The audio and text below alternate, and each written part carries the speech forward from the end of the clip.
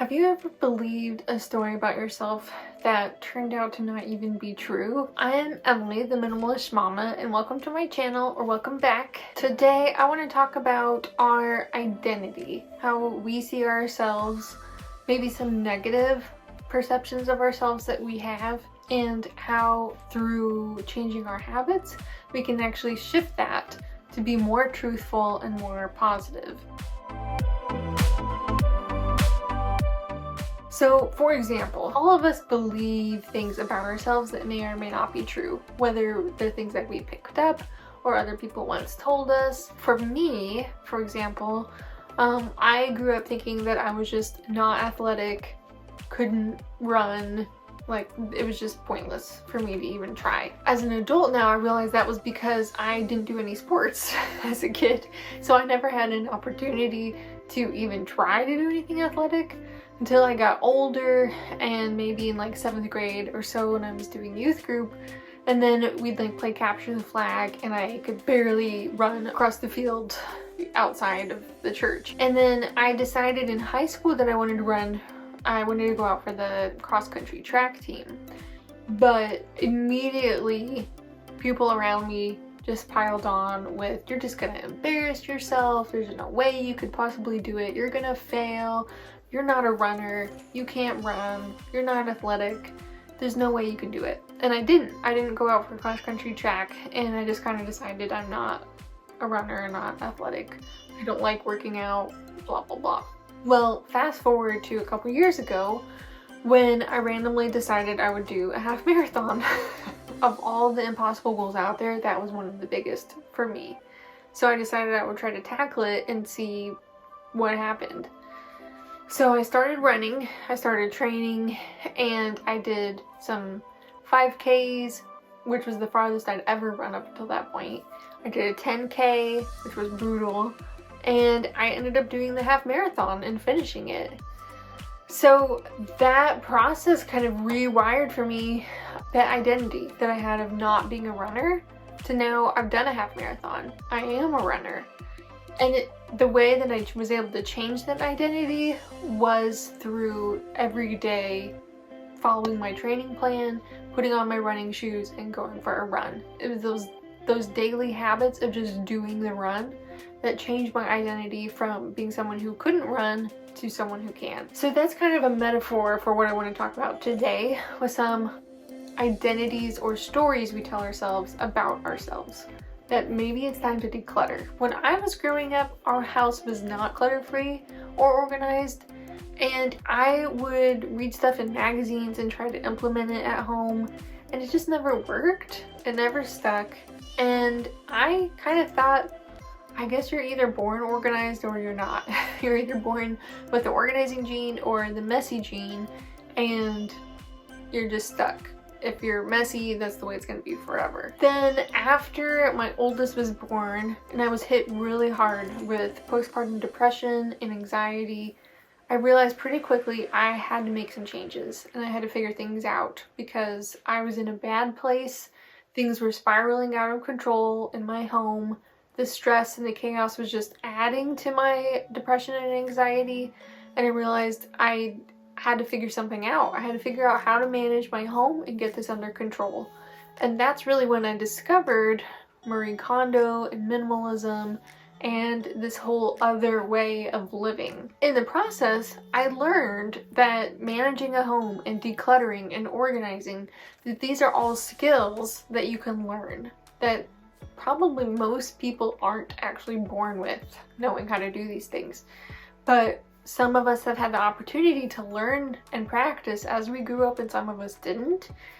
Either way, as adults now, these are all things that we can learn and practice and improve on, because ultimately it's all built on habits that you can create. What stories have you believed about yourself? Maybe you've thought you're just lazy. That's what I've heard a lot. I hear that a lot from other moms, that they can't keep their house clean because they are lazy. And I think that's really a false identity that we've taken on. I don't think we're actually lazy. I don't think you're lazy. I think probably what's going on is that you're overwhelmed. Maybe you're overworked and exhausted. Maybe you have decision fatigue and you're making so many choices every day, there's just nothing left to try to figure out what to do with stuff around your house. Maybe there's a lot of fear there, and so you're procrastinating. I think that's more likely what's going on rather than you just being lazy, because I've yet to meet a mom who's lazy. I think all moms work incredibly hard. I think there's a lot of other feelings and stressors and other things going on, and we just call ourselves lazy because that's an identity that we've taken on that isn't really true. Maybe you've told yourself that you were just a messy person, or pink is a bad color on you, or you just can't be someone who wakes up early, or you know, whatever it is, you're bad at math. All of these things are just stories that we choose whether or not to believe, and we can choose to change those things too. These stories come from having a fixed mindset versus a growth mindset. So while people are born with certain gifts and abilities, usually the greatest determiner of whether or not someone's very successful is their perseverance and how hard they work at something, not what skills and abilities they were born with. We can all learn and grow and change. It really comes down to our habits. Habits are intrinsically linked to our identity. This is something I teach inside my course, From Clutter to Clarity, because it's so important. And I'm going to pull out a few of these ideas into this video for you and try to make it as short as possible. So these 3 layers are outcomes, processes, and identity. So outcome-based. This is how most of us go about making habits. We focus on the outcome, a goal, like we want to declutter a room, or we want to run a marathon, or we want to read more, we want to be more patient, we want to lose 10 pounds. Stuff like that. We focus on the outcomes, and most of us stay there. Maybe we'll venture into processes, like we might do a seasonal closet clean out, or we might start a marathon training plan, but we don't usually get to the identity level where we're changing our identity until our outcomes have been reached. So like after you do the marathon, you might start thinking of yourself as a runner. You won't even think of yourself as being organized until your house is perfect. You won't think of yourself as being healthy until you've lost 10 pounds. The problem with this is that most of the time we fail. We quit the training plan, our life happens. We stop doing our decluttering every day because we have to move, or you know, something comes up. So as a result, our identity never changes, and we just keep failing and setting the same goals and failing again. On the other hand, if we set identity-based habits where we're starting with our identity, creating processes that then result in the outcomes, this is how we create real change. For example, we would start with the identity that I am a runner. This means I'm gonna do what a runner would do. If it's cold, outside, snowing, doesn't matter. I'm a runner, so I'm gonna go for a run. It doesn't matter what the weather is, and it's what runners do. If I think of myself as an uncluttered, organized person, I'm gonna do what a clutter-free person would do. I'm not gonna buy clutter. I'm gonna give everything a home. I'm not gonna pile up stuff on my counters. I'm gonna pick up my clothes every evening and hang them up or put them in the laundry instead of letting them pile on the floor. I'm gonna do these things because that's what a clutter-free, organized person would do. And as a result, then I get the outcome because my house is clean and picked up. So real change has to start there with our identity. And that's where habits come in, because habits are votes for our identity. Each time you're taking an action and doing your daily habit, it's another vote for that identity. Every time you go for a run, it's a vote for your identity as a runner. Every time you pick up after yourself, that's a vote for your identity as a decluttered, organized person. And also on the flip side, every time you decide to sit on the couch and not go for the run, that's a vote against that identity. So that begs the question, why don't we stick to our habits? The main reason is that we think progress is linear when it's not. So here's how progress actually works. This is all from the book Atomic Habits by James Clear, which I highly recommend and I talk about on this channel all the time because I love it so much. But it's this plateau of latent potential. So we think progress is going to go like this. It's going to get better and better and better and better, and we're going to see steady increases. But actually, sometimes it plateaus for a while or even gets worse before it gets better. And when it's plateauing or getting worse, that's that valley of disappointment where we thought we were going to be up here, but actually we're still down here. What we don't realize is that if we just keep going, it will go up and we will start to see the results that we want if we stick with it long enough.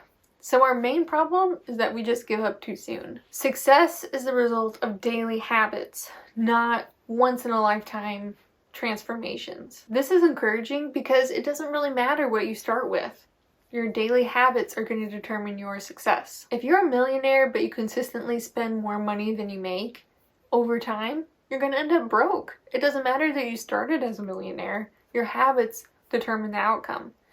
On the flip side, if you're just living paycheck to paycheck, but you manage to save a tiny bit every single paycheck, it's going to take a while, but over time, you're going to end up with financial freedom because your habits are going to determine that outcome. So that's why it doesn't matter if you're a naturally organized person or naturally messy.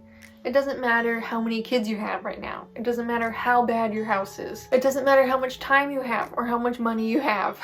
All of these other things that are excuses that we use ultimately don't matter. They might determine how fast your progress is, but they don't ultimately determine your outcome. What matters is if you're practicing daily habits that are putting you on that path to success and the ultimate goal that you want. Your clutter is a lagging measure of your decluttering and cleanliness habits, just like your health is a lagging measure of your exercise and eating habits. So let's talk about how to create habits that stick. So we want to focus on systems, not goals. Goals are a one-time event, a momentary change. A goal is running that marathon or decluttering that room. Systems are actually built on habits that will not only get you to the goal eventually, but help you maintain your progress long term. People who succeed and people who fail often have the same goals. What is setting the successful person apart?